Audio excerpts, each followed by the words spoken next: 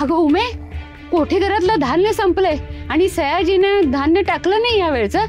ते कसं काय? का त्याच्याकडनं काही निरोप आला का?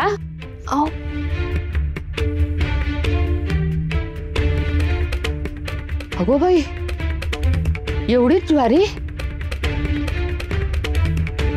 जेमतेम आजच्या भाकऱ्या होतील यात. आता कसं व्हायचं? पण सयाजी कधी चुकत नाही.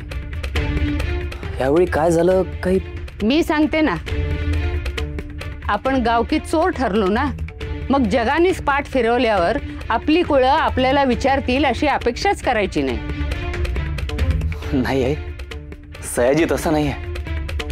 मी आता जाऊन त्याला विचारून येतो. माई, अगं आज आपल्याला उशीर झालाय ना, पण माझं पूजेचं ताट, तुळशीची माळ, लोण्याची वाटी तयार आहे ना. आप्पा चला ना, आज आपल्याला खूप उशीर झालाय.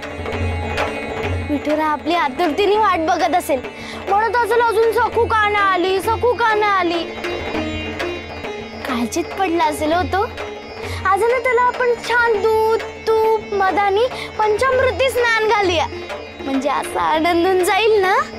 आणि मग टिक्का लावून छान भरगच्च तुळशी माळ घालूया. आणि मग मोगऱ्याचा हार घातला ना की असं साजरा दिसेल ना की जणू कुठल्या समारंभालाच चाललाय. सखू,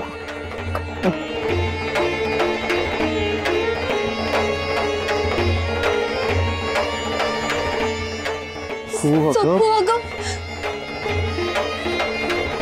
भानावर ये बाळा.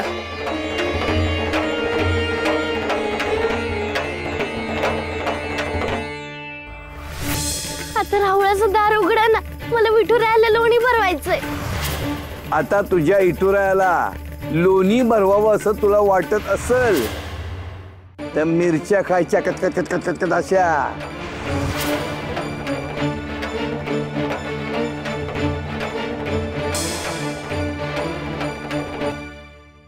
आजी,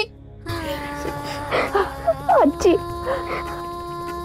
आजी, कुलूप उघडून द्यायला कोणी नाही का ग? माझा विठुरा एकटाच आहे, नंदीवान आहे. आपल्याला सुद्धा त्याच्या बरोबर आत ठेवलं असतं तर बरं झालं असतं ना. त्याला तरी एकटं एकटं वाटलं नसतं. माई, अगं तू तरी काहीतरी कर ना ग. हो हो हो हो बाळा, करू करू आपण.